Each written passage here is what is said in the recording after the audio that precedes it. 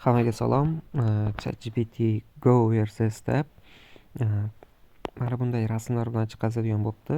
Lekin shu rasmlar bilan chiqazadigan bo'lsa ham ayrim xatoliklar bor.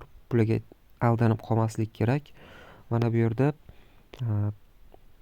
driverni 5 voltlik piniga Arduino Nano'ni ulab qo'ygan. Xo'p, mayli deylik. Bu yerda xuddi shuni yana S32 ham qilsa bo'ladimi deb so'rab ko'rdim. Ya'ni bunda ham driverni 5 voltlik piniga mana buni ustab 5 voltlik piniga S32 ni ulab qo'ygan. Bu juda ham qo'pol xato.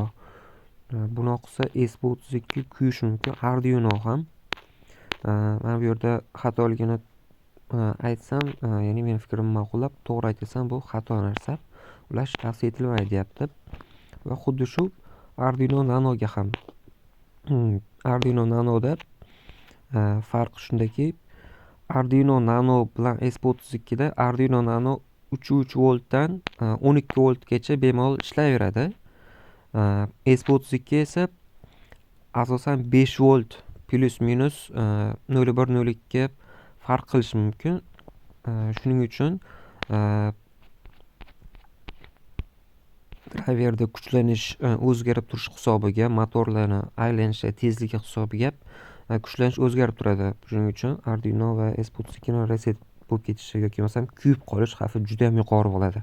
Shuning uchun bu narsalarga yaxshilab e'tibor beramiz. Faqatgina ChatGPT bilan bog'lanib qolmaymiz. Nazariy bilimlarni ham o'qishni tavsiya beraman.